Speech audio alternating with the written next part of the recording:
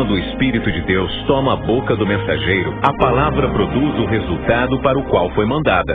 Acompanhe agora mais uma inédita mensagem de paz e vida, ministrada pelo pastor Joanribe Palharim. Abra o seu coração e faça mais do que ouvir. Tome posse, pois esta palavra é para você. Pegue a palavra e abra no livro de Juízes, capítulo 6, versículo 11. Livro de Juízes, capítulo 6, versículo 11. Achou? Livro de Juízes, capítulo 6, versículo 11. Tem alguém perto de você sem a palavra? Mostre para a pessoa onde nós vamos ler.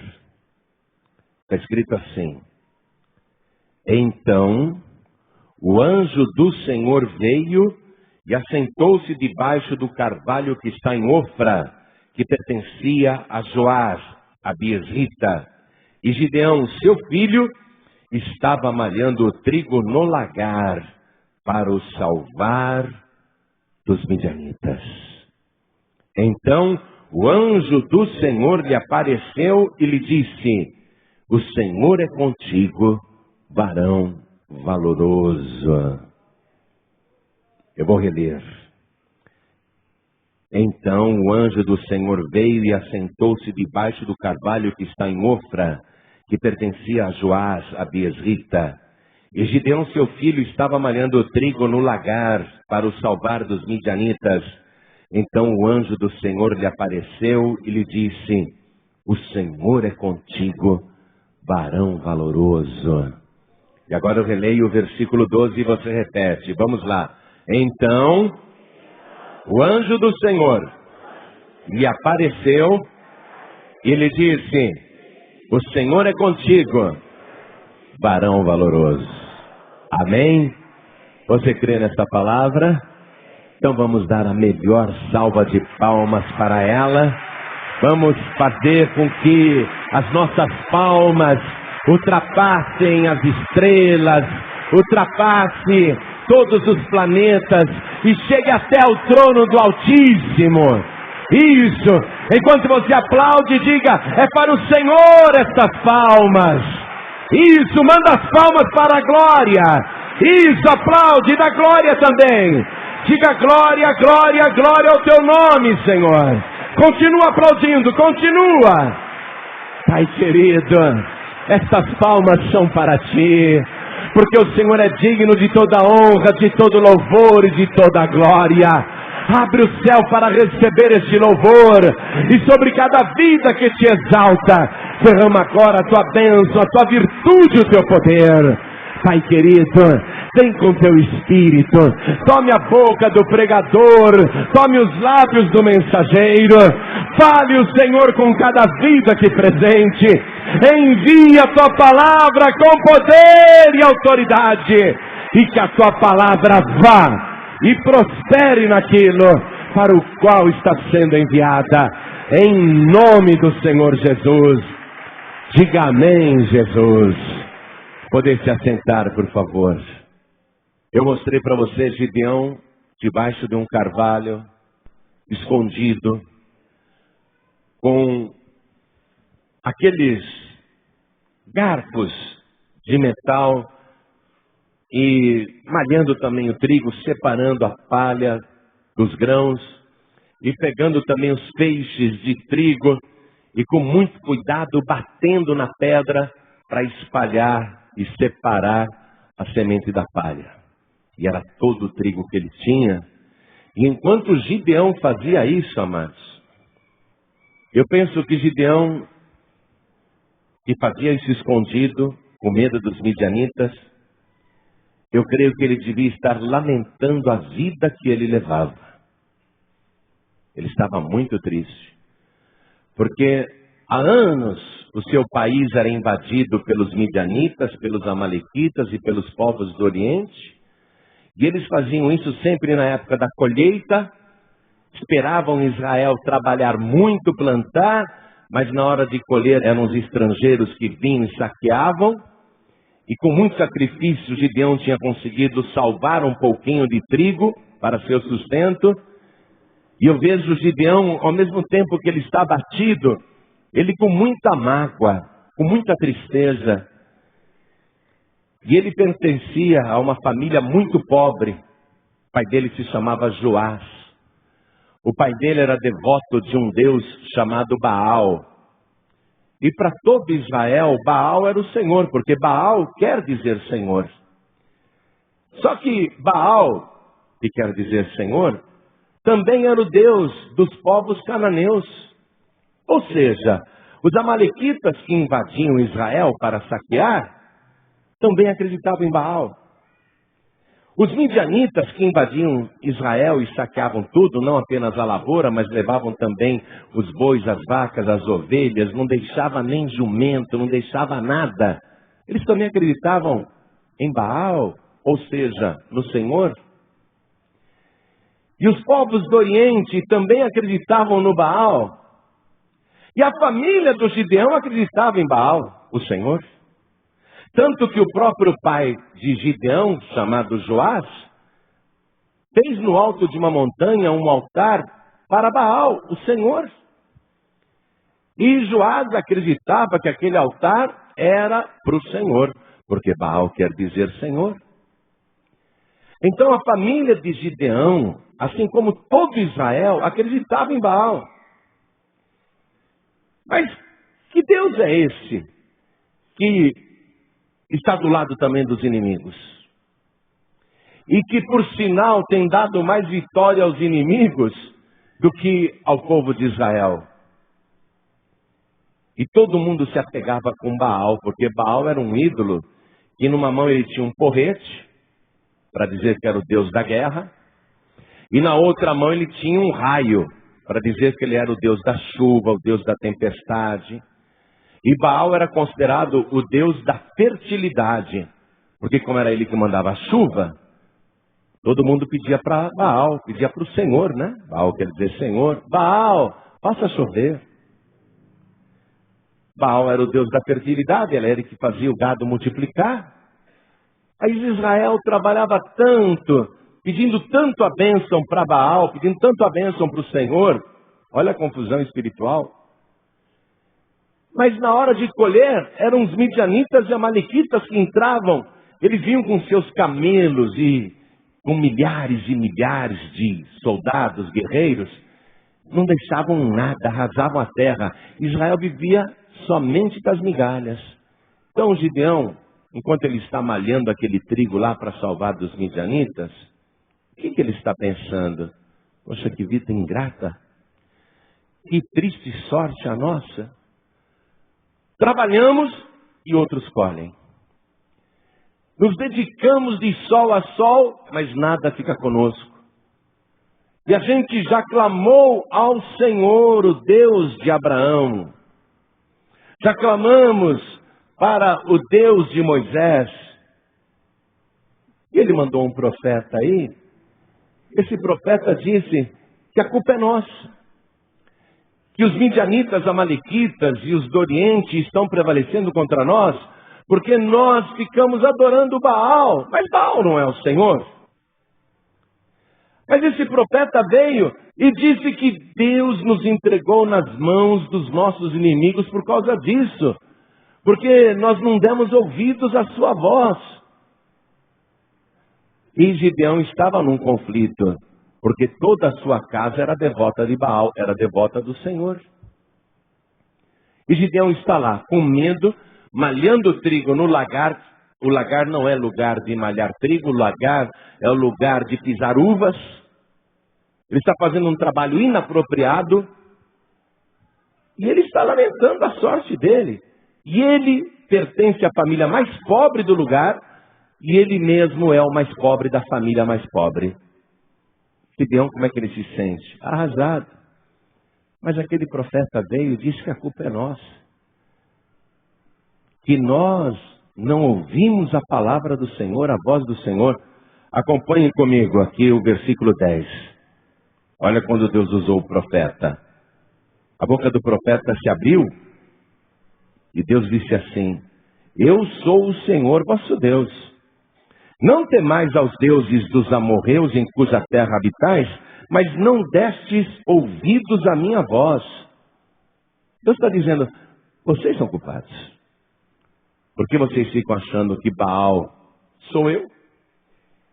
E eu já disse lá atrás que ninguém deve me adorar através de uma imagem de escultura.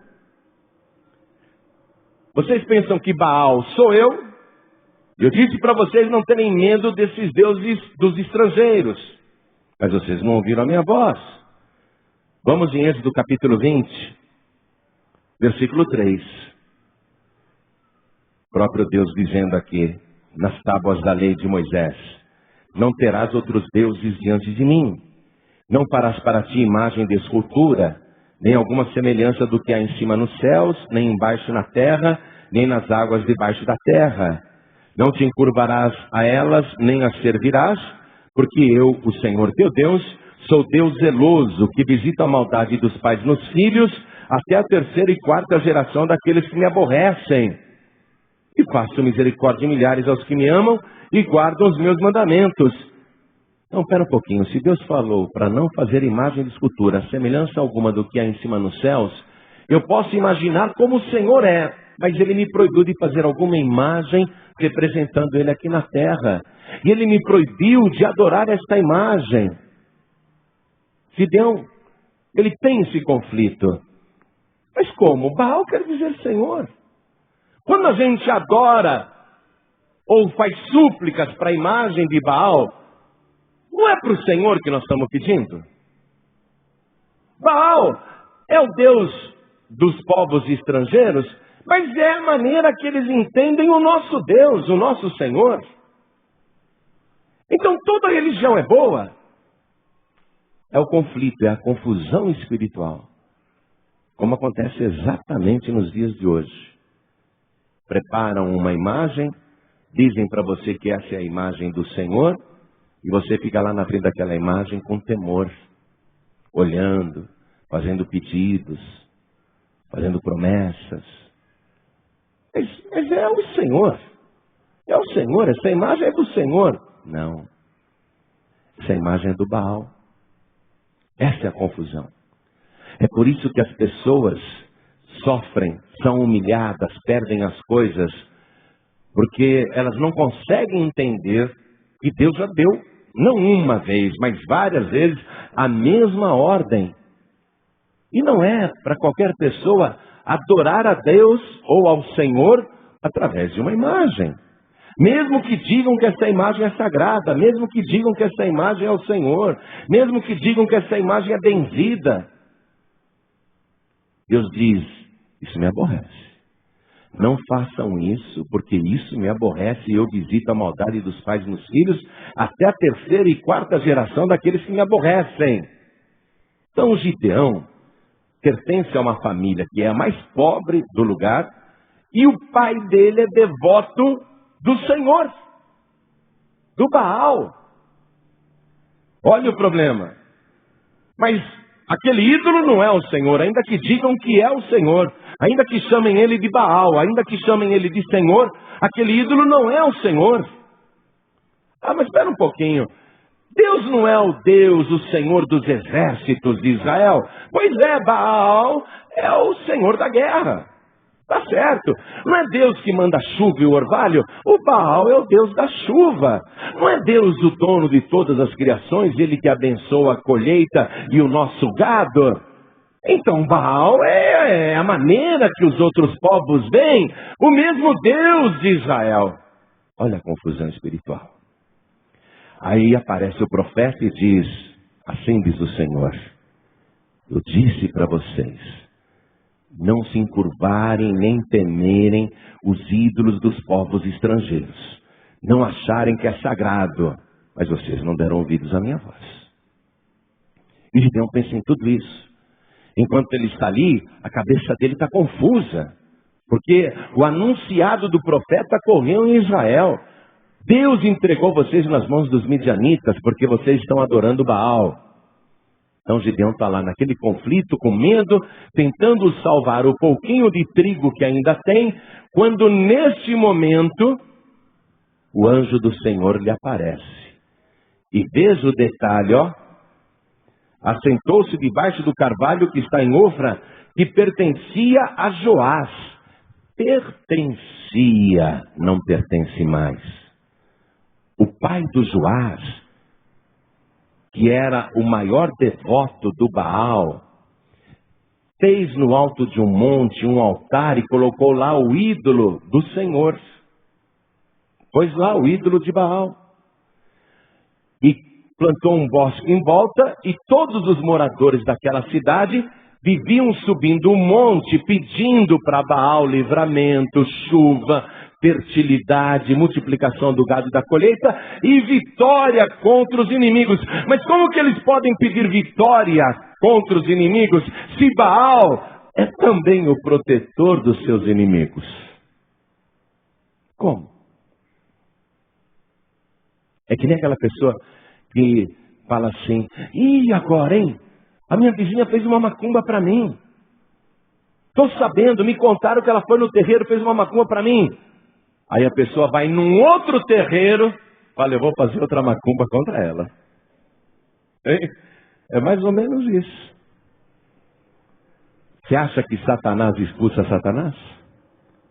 Você acha que diabo expulsa diabo? Como que o povo de Israel podia esperar socorro do ídolo do Senhor, do Baal, se aquele Deus também era o Deus dos seus inimigos? Como? Tudo isso era uma confusão muito grande, aborrecia Deus e era a causa de toda a miséria, humilhação, pobreza de Israel, porque Israel empobreceu muito. Acompanhem comigo, versículo 3. Porque sucedia que, semeando Israel, subiam os midianitas e os amalequitas e também os do Oriente, contra eles subiam. E punham-se contra eles em campo e destruíam a novidade da terra até chegarem a Gaza. E não deixavam mantimento em Israel, nem ovelhas, nem bois, nem jumentos, porque subiam com seus gados e tendas. Vinham como gafanhotos em tanta multidão que não se podiam contar, nem a eles, nem aos seus camelos, e entravam na terra para destruir. Assim Israel empobreceu muito pela presença dos midianitas. O Deus protetor dos midianitas é o mesmo Baal, é o mesmo Senhor. E agora? Essa confusão precisa acabar. Então Gideão está lá malhando o trigo, tentando salvar dos midianitas o pouquinho que ele tem, quando o próprio Senhor lhe aparece. E esse tipo de aparição de Deus, quando ele assume uma forma humana, teologicamente é chamada de teofania. Tel de Deus e fania de corpo, né? De fauna. Teofania quer dizer, quando Deus assume uma forma corpórea, no caso uma forma humana, como se fosse um humano qualquer. E ele apareceu para Gideão ali. A princípio Gideão pensou que podia ser um midianita, que podia ser um amalequita, que podia ser um daqueles do Oriente. Mas a roupa dele era tão diferente, o seu porte, a sua postura. E o que ele diz para Gideão deixa claro que ele não é um inimigo. Ele diz de imediato. Então o anjo do Senhor lhe apareceu e lhe disse: o Senhor é contigo, varão valoroso. Note que aqui está dizendo o anjo do Senhor. Toda vez que você ver anjo do Senhor no Antigo Testamento, é o próprio Senhor Jesus. Amém? É o próprio Deus também. Veja a reação de Gideão. Ai, Senhor meu, se o Senhor é conosco, por que tudo isso nos sobreveio? Reparou que ele disse Senhor meu por respeito à educação? Ai, Senhor meu, é letra minúscula, é que nem você perguntar para uma pessoa que não conhece: o senhor pode me dizer onde fica tal rua? O senhor pode me fazer um favor? Gideão está chamando ele Senhor meu, mas com letra minúscula, porque para Gideão, aquele homem que se apresentou junto dele é uma pessoa comum. Gideão não sabe quem é. E Gideão diz: se o Senhor é conosco, por que nos sobreveio todas essas coisas? E não é isso que o diabo fala quando a tua vida está indo mal?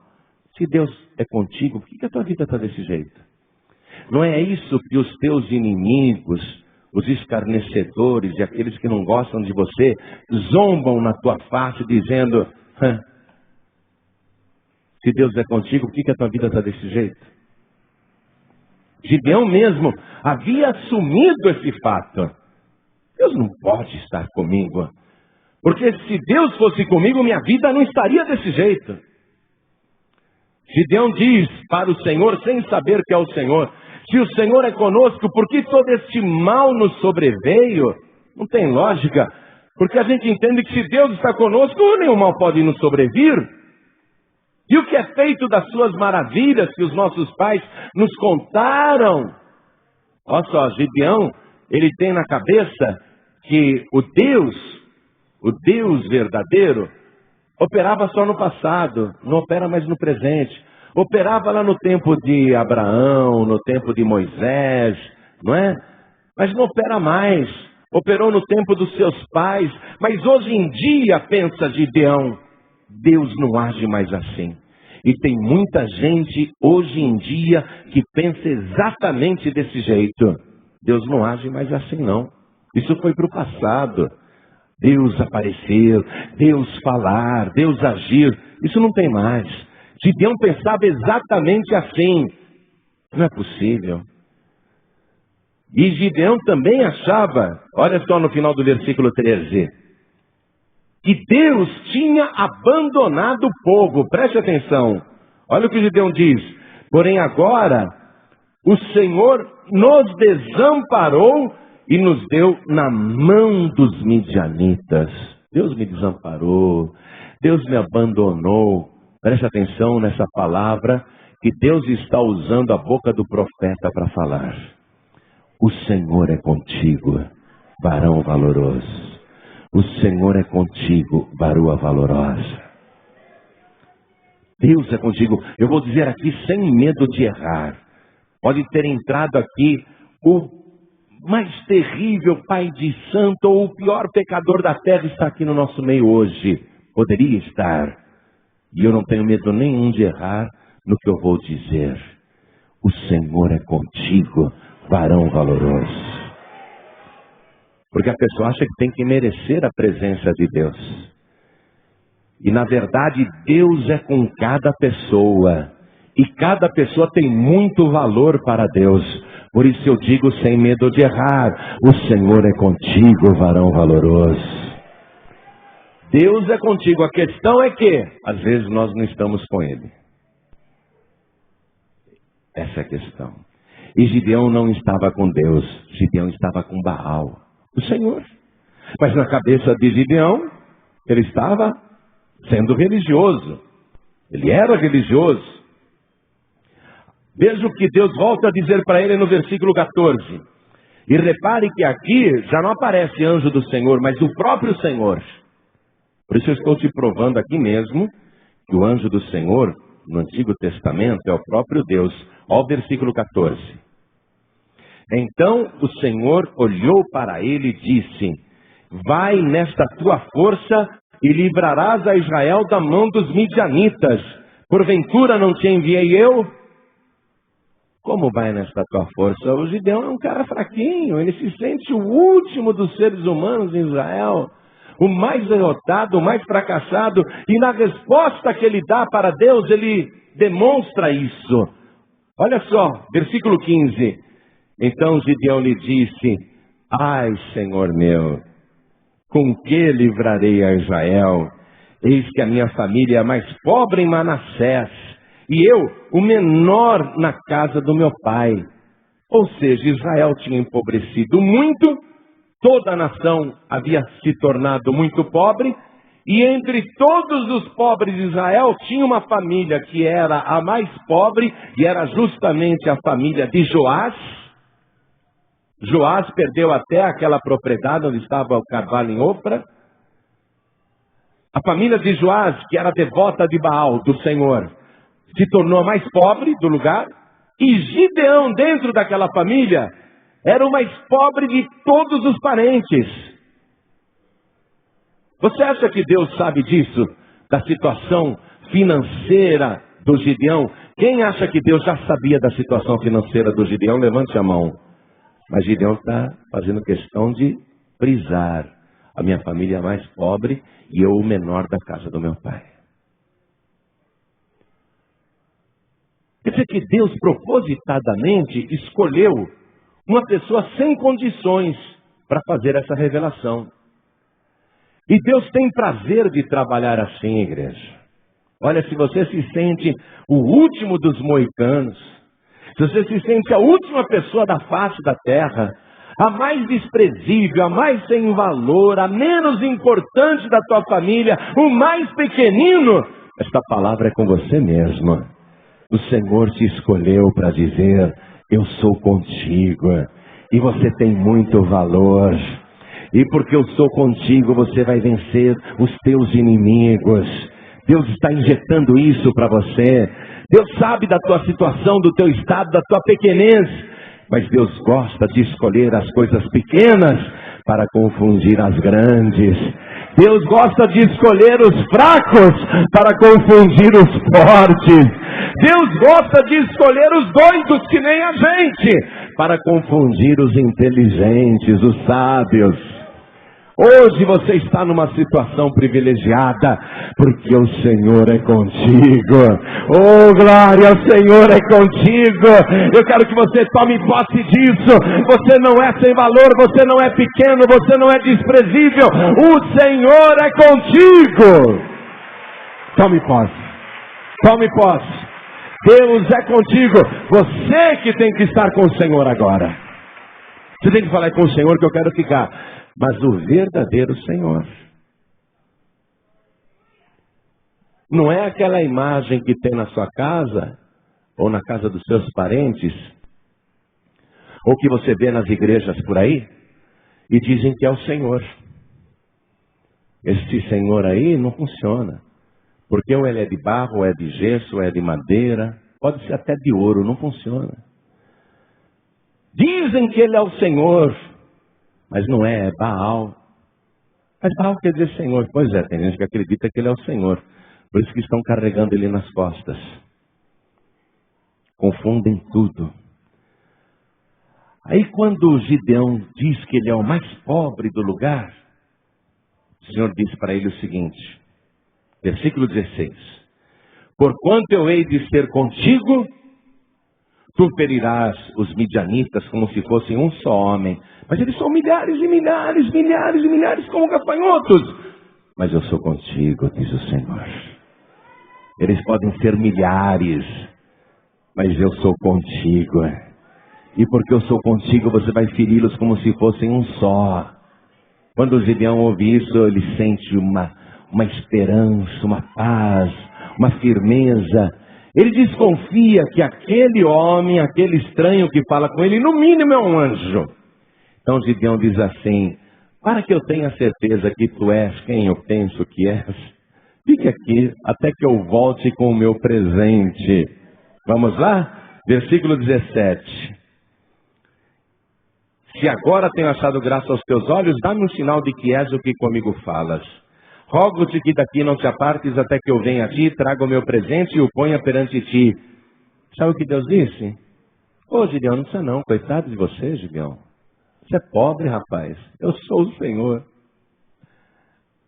Foi isso que Deus disse aqui? Ô Gideão, você não tem nem para você, rapaz. Você não tem nem para você, você quer me dar um presente, Gideão? Foi isso que Deus disse? Deus diz assim, eu esperarei até que voltes. Você tem que entender o nosso Deus. Ele é muito estranho mesmo. Esse nosso Deus é estranho demais. Pode ir, eu espero até que você volte. Gideão pegou um cabrito, preparou, pegou aquele trigo que ele estava malhando, fez massa rapidamente, colocou no forno, não deu tempo nem da massa levedar, por isso que ele fez bolos asmos, deu 37 quilos de pães, um efa de farinha, 37 quilos de pães, e ele trouxe aquilo para aquele estranho, sem saber com certeza quem era. Ele trouxe e colocou tudo em cima de uma pedra. Aí o Senhor disse para ele, põe primeiro o cabrito, põe os pães em volta e agora derrama o caldo em cima.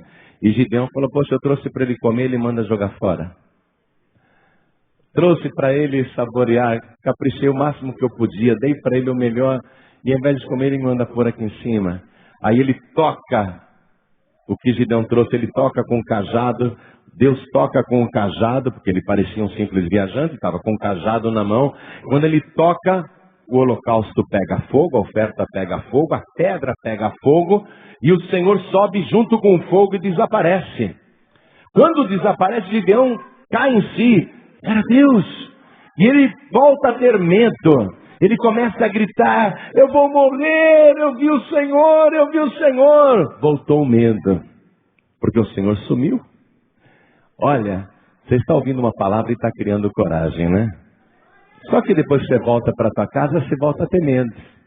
Porque acha que tem que ter coragem só aqui. Mas o Senhor está dizendo: eu sou contigo por onde quer que andares. E eu sou contigo o tempo todo. Não precisa ter medo de nada. Mas Gideão não está mais vendo o Senhor. E ele começa a entrar em desespero. O medo voltou. Eu vou morrer. Aí o Senhor fala com ele. Veja o que o Senhor diz no versículo 23. Porém o Senhor lhe disse: paz seja contigo.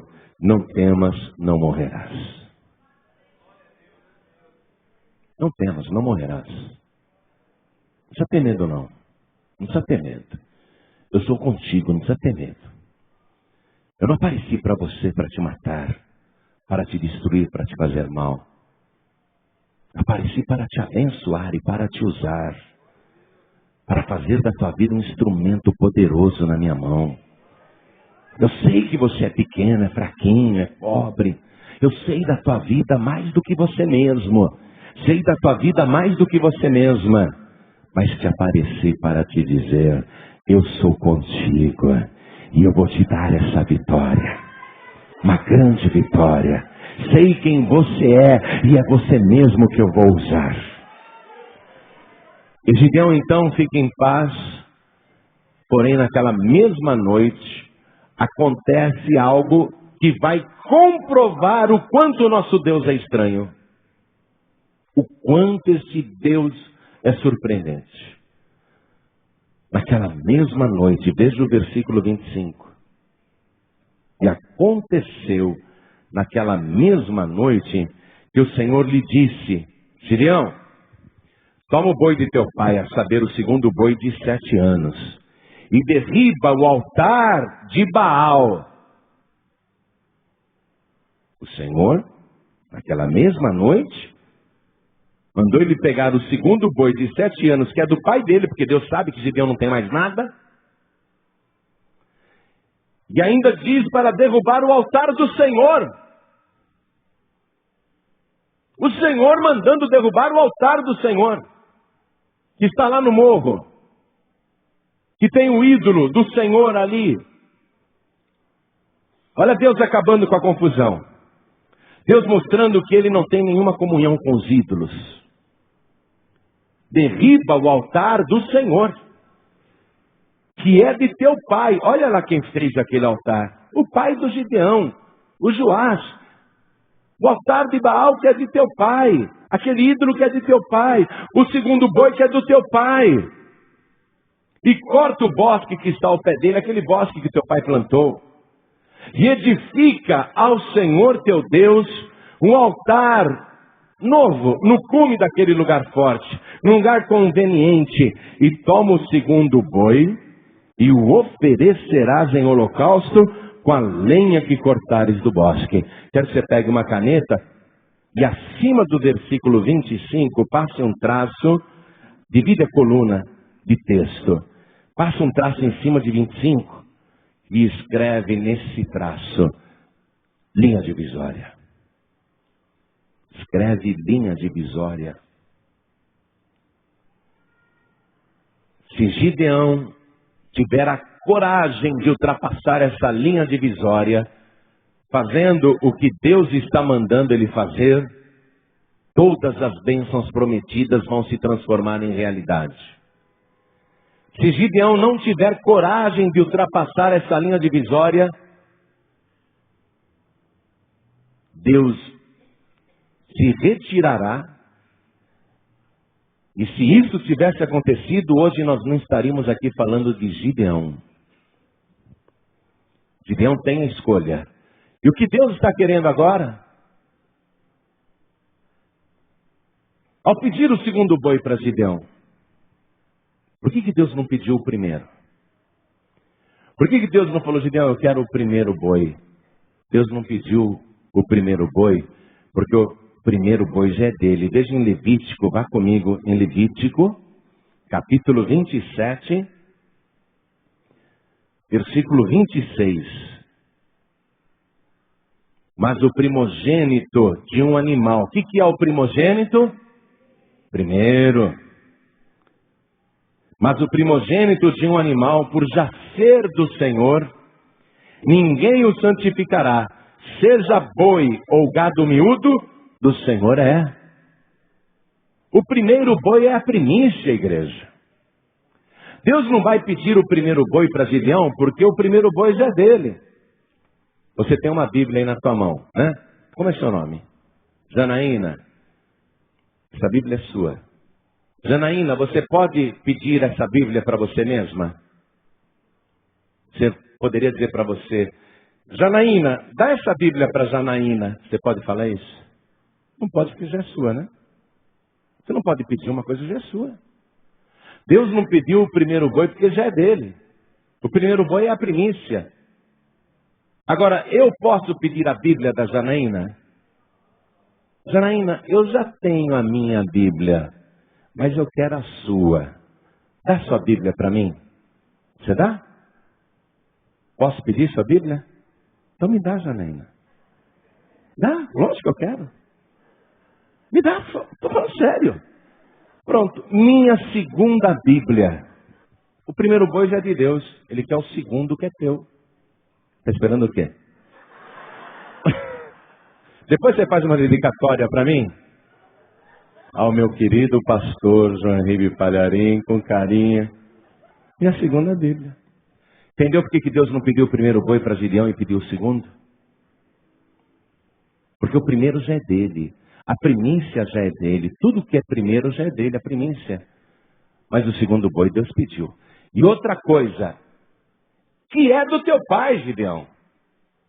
Deus já sabia da situação financeira do Gideão, já sabia que ele era o mais pobre da família, e também já sabia que Gideão, quando deu o cabrito e os 37 quilos de pães, Gideão não tinha mais nada, Deus já sabia disso. Por isso que Deus falou para Gideão, pega o segundo boi que é do teu pai. Quando Gideão deu aquela primeira oferta para o Senhor, aquele cabrito e os 37 quilos de pães, Gideão falou bem assim para ele, espere aqui até que eu te traga o meu presente. E aquilo estava ao alcance da mão de Gideão. Não dependeu de ninguém. Dependeu só da vontade de Gideão. Ele foi e pegou e levou. Acabou. Mas agora Deus está querendo uma coisa fora do alcance da mão de Gideão. Essa é a linha divisória. Você dar o que você sempre dá para Deus, normal. A gente dá o primeiro boi sempre, porque nós somos dizimistas, nós damos as primícias, nós sempre damos o primeiro boi para Deus. E damos porque já é dele, o dízimo é do Senhor.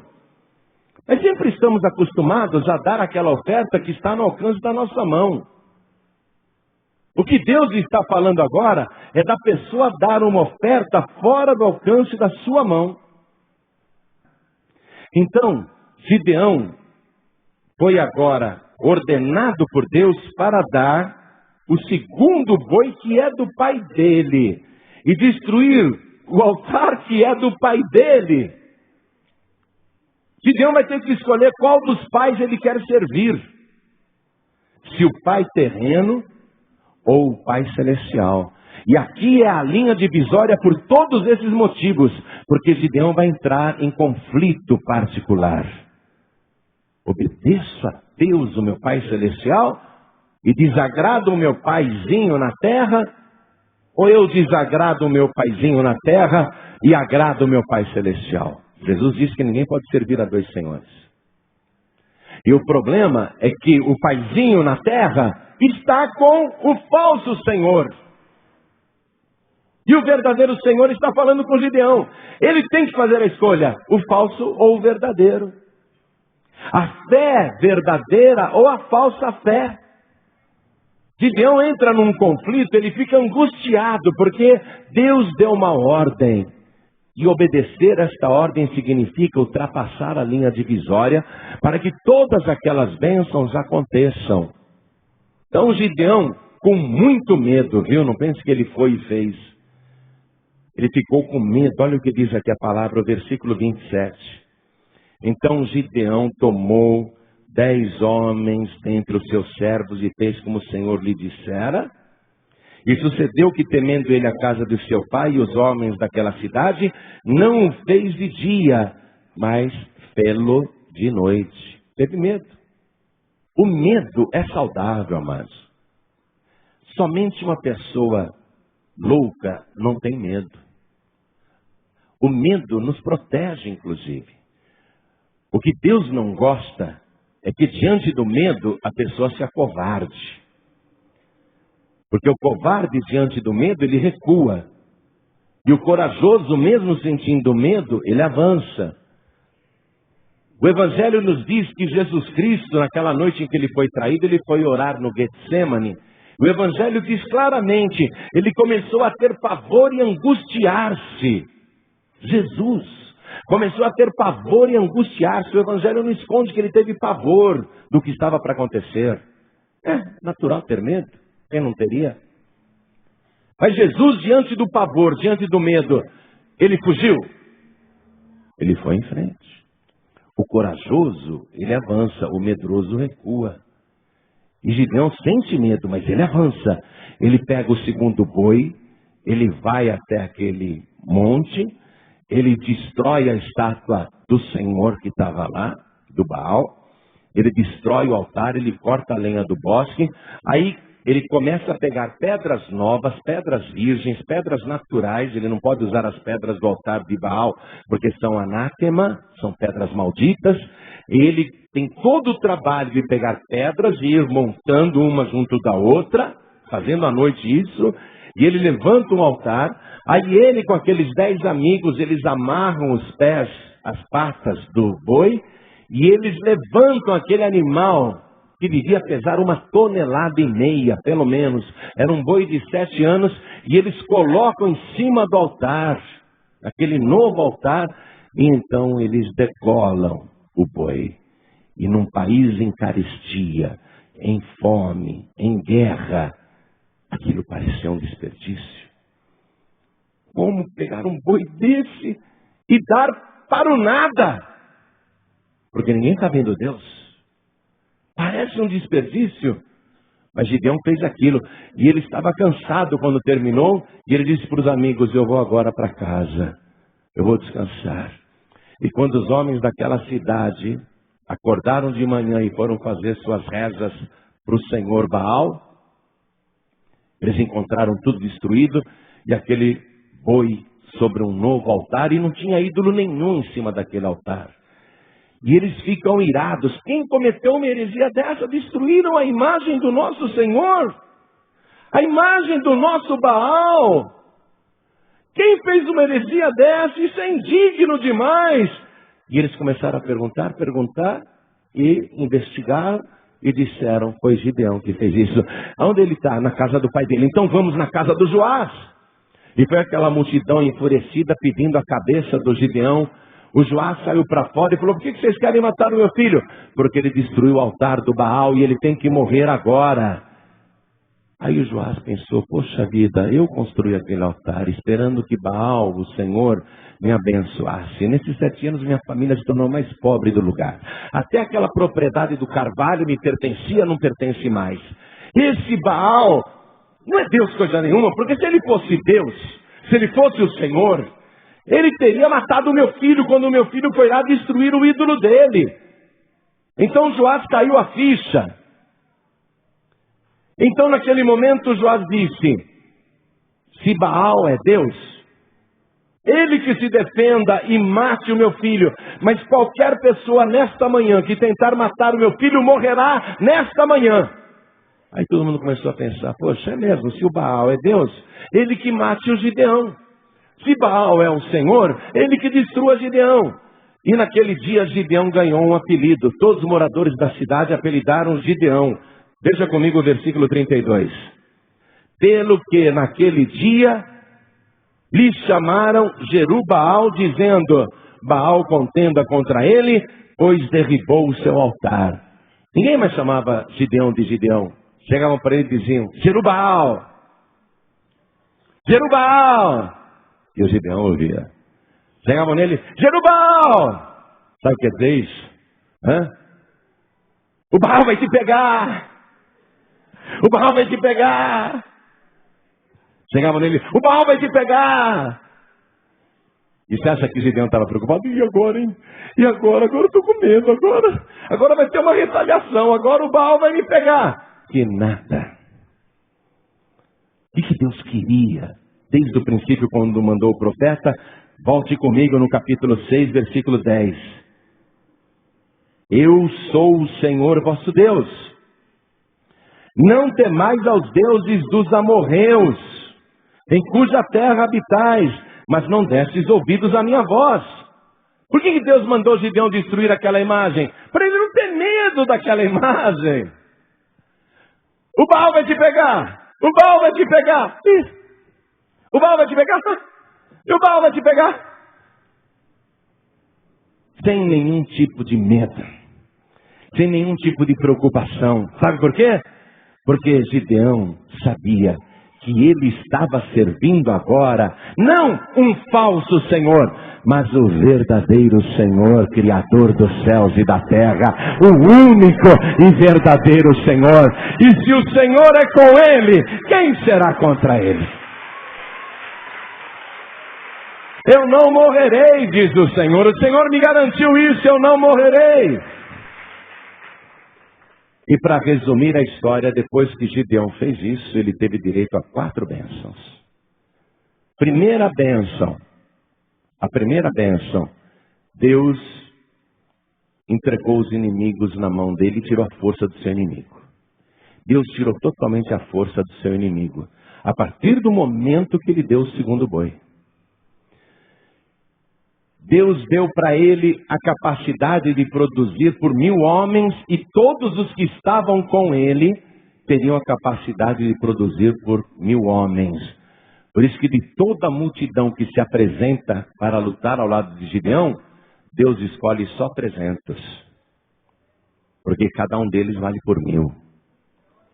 Gideão recebeu uma unção de explorar o seu próprio potencial, da bênção de Deus fluir através dele. E é com 300 que Gideão vai enfrentar esta guerra. Mas o que é interessante, amados, é que Deus não falou para Gideão: ô Gideão, você vai fazer assim, assim, assim, assim. Deus falou para o Gideão: ô Gideão, os inimigos já voltaram, viu?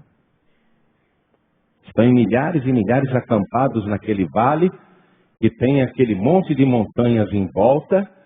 E eles pensam que aquela montanha, aquela cadeia de montanhas é uma proteção natural para eles. É uma trincheira. Eles estão lá, Gideão. Eles vão atacar de novo. Mas com esses 300, eu vou te dar vitória contra todos eles. E se você está com medo, Gideão, pega o teu moço pura, vai ouvir o que os sentinelas estão conversando. Deus não falou mais nada. Vai lá, Gideão. E o Gideão foi. E ao ouvir a conversa ali, Gideão recebe a estratégia para aquela guerra. Veja, Deus não falou para Gideão: Gideão, essa noite eu fiz um deles lá ter um sonho. O sonho é a estratégia que eu vou te dar. Vai ouvir. Deus não falou isso para o Gideão. Deus só falou: vai lá e ouve o que eles estão conversando. E Gideão foi. Vamos acompanhar isso aqui no capítulo 7, porque eu já estou terminando a mensagem. Deus diz assim para Gideão, estou no capítulo 7, versículo 9. E sucedeu que naquela mesma noite o Senhor lhe disse: levanta-te e desce ao arraial, porque eu tenho dado na tua mão. E se ainda temes descer, desce tu e teu moço pura ao arraial. E ouvirás o que dizem, e então se esforçarão as tuas mãos e descerás ao arraial. Então desceu ele com o seu moço puro até o extremo das sentinelas que estavam no arraial. E os midianitas e amalequitas e todos os filhos do Oriente jaziam no vale como gafanhotos em multidão, e eram inumeráveis os seus camelos como a areia que há na praia do mar em multidão. São milhares, Gideão só tem 300. Deus não disse para Gideão, faz assim, assim, assim. A estratégia vai nascer agora, ó, pela boca do inimigo, ó. Versículo 13. Chegando, pois, Gideão, eis que estava contando um homem ao seu companheiro um sonho e dizia: eis que um sonho sonhei. Eis que um pão de cevada torrado rodava pelo arraial dos midianitas e chegava até as tendas e as feriu e caíram e as transtornou de cima para baixo e ficaram abatidas. E respondeu o seu companheiro e disse: não é isto outra coisa, senão a espada de Gideão, filho de Joás, varão israelita.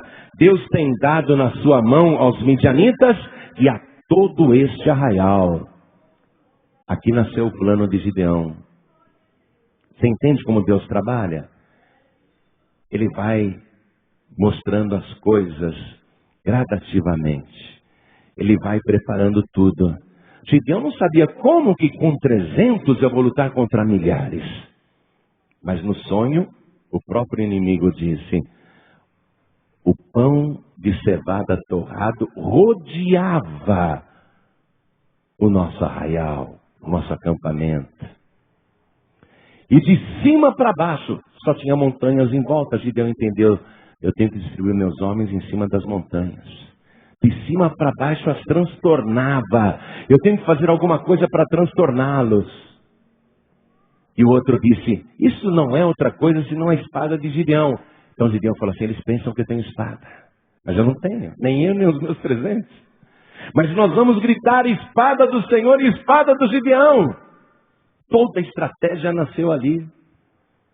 Aí Gideão pega para cada um dos 300, ele dá um vaso com uma tocha dentro, dá um chofar, aquele chifre de carneiro que funciona como trombeta, e Gideão distribui um, outro aqui, outro ali, em cima das montanhas.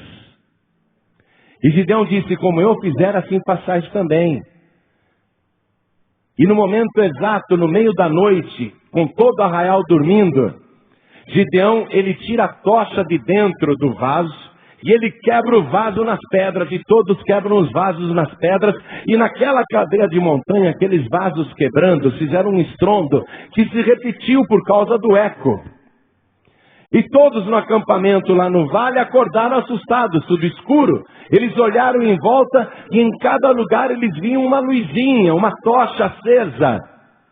Imaginaram que atrás de cada tocha tinha pelo menos 1000 guerreiros de Israel, mas só tinha um. Eles imaginaram que atrás de cada tocha tinha muita gente.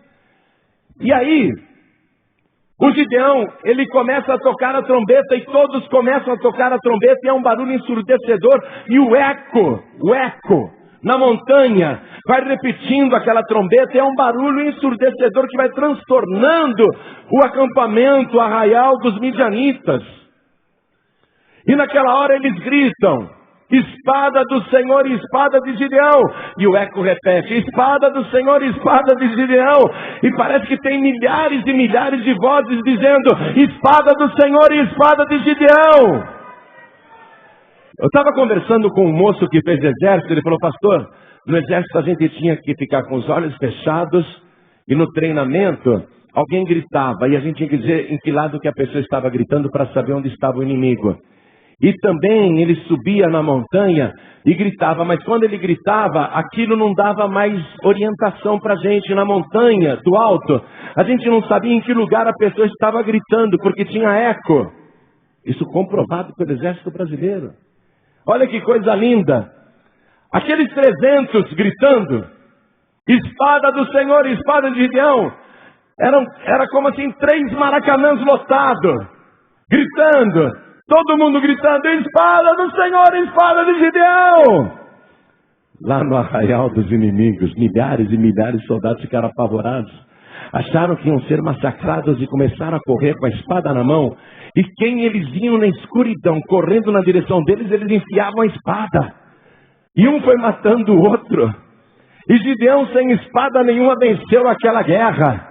E quando terminou a batalha, todos deram glória a Deus, porque do Senhor é a guerra, do Senhor é a vitória. Deus entregou os inimigos nas suas mãos. Qual foi o divisor das águas? O segundo boi. Esse nosso Deus é muito estranho, né? Vou fazer uma pergunta teológica para vocês. Quem acredita que Jesus vai voltar, erga a mão. Você já ouviu dizer que ele vai governar 1000 anos depois que ele voltar? Quem já ouviu isso? É de fato, ele vai governar 1000 anos. Durante esses 1000 anos em que Cristo vai governar, não vai ter um sem teto, um sem terra, não vai ter uma pessoa no meio da rua, não vai ter uma pessoa sem saúde, não vai ter uma pessoa desempregada, não vai ter uma pessoa faminta.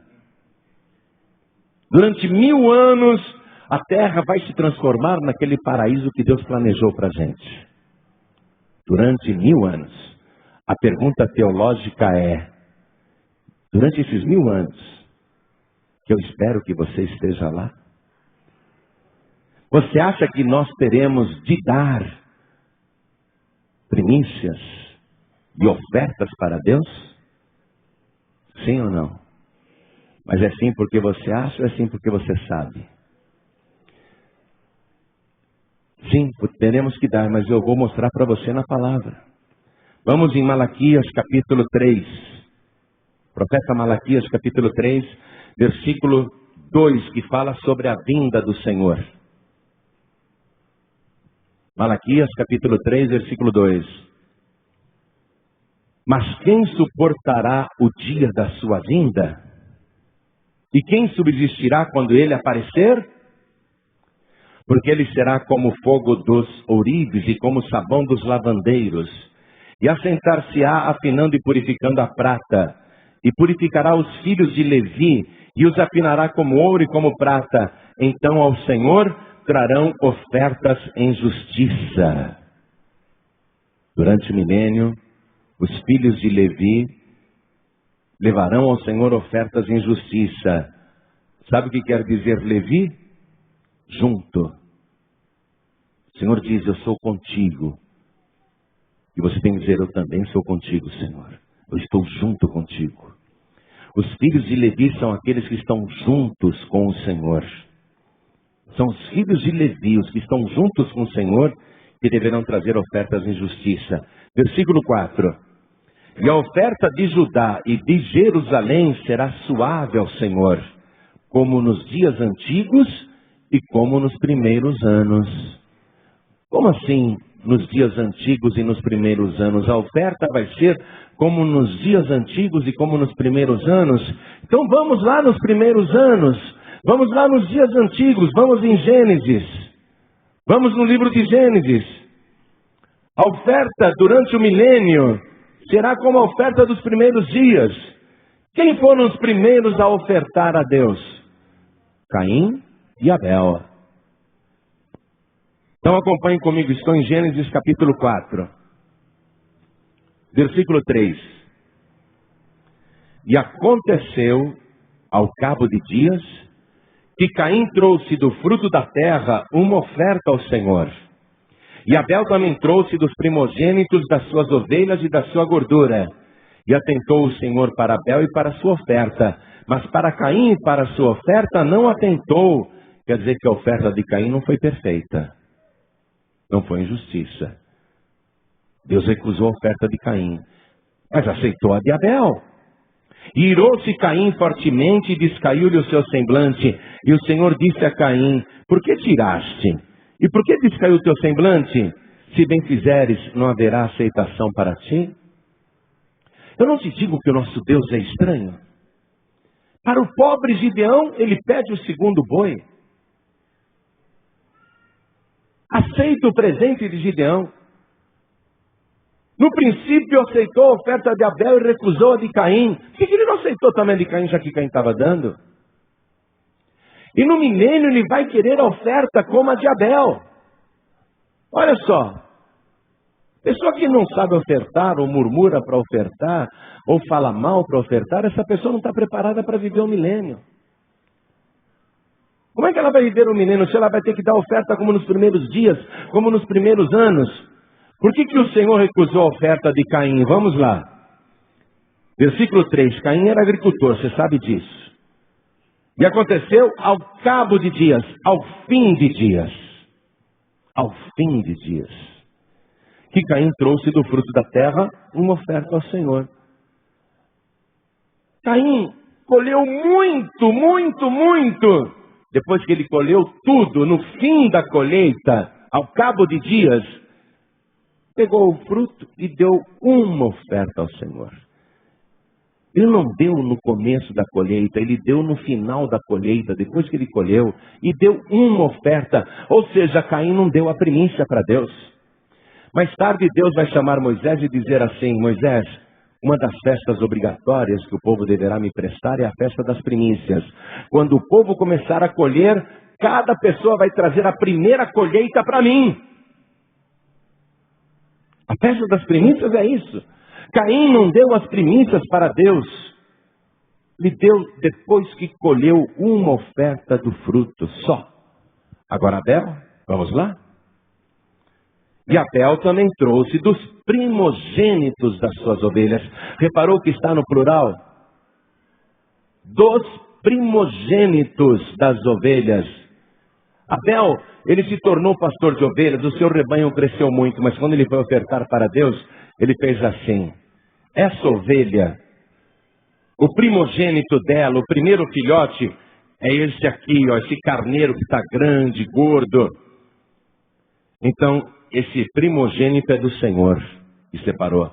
Essa outra ovelha teve esse primogênito aqui, esse primogênito é do Senhor. Essa outra ovelha teve esse primogênito aqui, ou seja, ele deu as primícias de tudo. Abel era dizimista fiel. Ele honrou a Deus com as primícias, coisa que Caim não fez. Olha, e Abel também trouxe dos primogênitos das suas ovelhas e da sua gordura. Da sua gordura é a oferta. Abel deu as duas coisas, a primícia e a oferta. O primeiro e o segundo. O primeiro e o segundo, ele deu as duas coisas para Deus. Durante o milênio, é esta oferta que nós teremos que dar. Agora, você sabe quantas dádivas Jesus Cristo tem direito de receber? 7. Vamos lá? Apocalipse capítulo 5. Versículo 11. Apocalipse capítulo 5, versículo 11.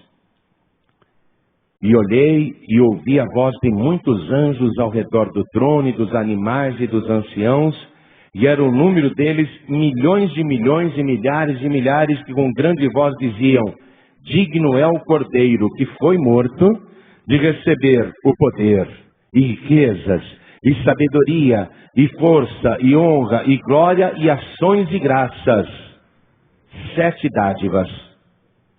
Digno é o Cordeiro de receber o poder, riquezas, sabedoria, força, honra, glória e ações de graças.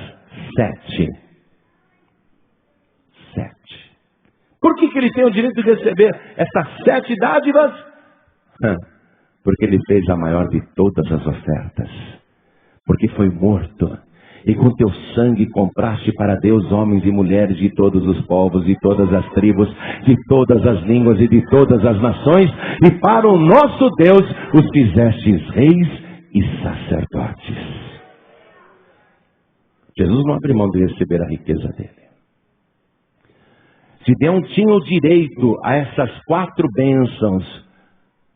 E a bênção, a terceira bênção foi o próprio inimigo profetizar a sua vitória. Tem muita gente dizendo que você vai perder o emprego, que você vai se dar mal, que você vai perder tudo, que você vai se arrepender. Tem muita gente que até hoje profetizou o mal na tua vida. Mas se você tiver a coragem de dar o segundo boi e fazer o que Gideão fez, o próprio inimigo vai ter que confessar que o Senhor Deus é contigo e que verdadeiramente a tua vida é abençoada. E todo inferno que hoje quer te destruir, se você tiver a coragem de passar a linha divisória e dar honra e glória para Deus, porque o dízimo é a honra e a oferta é a glória. Se você tiver a coragem de dar honra e glória para Deus, o inferno que até hoje rogou pragas contra a tua vida vai ter que confessar: não mexam com essa pessoa, porque ela é protegida pelo Deus Todo-Poderoso. Não adianta lutar ou tentar matar essa pessoa, porque o Senhor, o verdadeiro Senhor, é com ela. Uma vez uma mulher foi levar o meu nome na macumba. Esperou ser atendida. Estava lá uma mãe de santo gordona, incorporada. A entidade lá fumando charuto. Então, minha filha, o que é que você quer?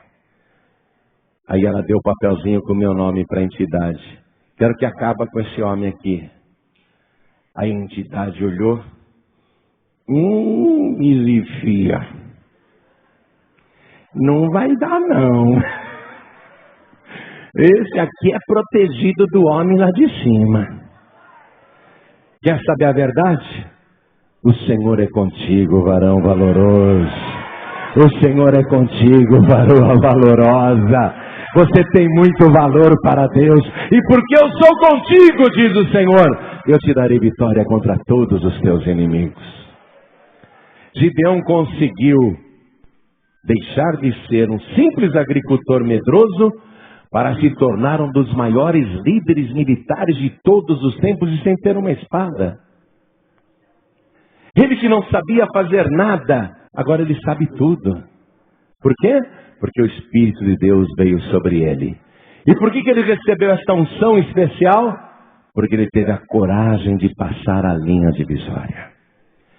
Porque ele não se acovardou. Quem está entendendo isso, diga amém. Então coloque a mão direita sobre o teu coração.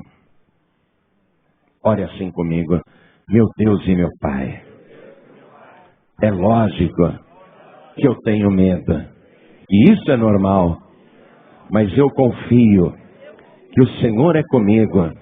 E que o Senhor se agrada quando ouvimos a tua voz e obedecemos. E eu estou aqui, meu Deus, no teu altar, para declarar que tudo aquilo que eu prometi, eu vou cumprir. E desde já, eu tomo posse das tuas bênçãos, de tudo aquilo que o Senhor prometeu. Eu quero o teu Espírito sobre mim, para a glória do teu nome. Assim seja feito. Amém. Você acabou de ouvir uma inédita mensagem de paz e vida, ministrada pelo pastor João Ribe Palharim. Acompanhe diariamente neste mesmo horário, ministrações que irão mudar a história da sua vida, num oferecimento dos Pregadores do Telhado. Saiba mais sobre este compromisso. Acesse pregadoresdotelhado.org.br ou para adquirir uma cópia personalizada desta mensagem, ligue durante o dia para Bless Press. 0 operadora 11 2875 5134. Bless Press, do coração de Deus para o seu coração.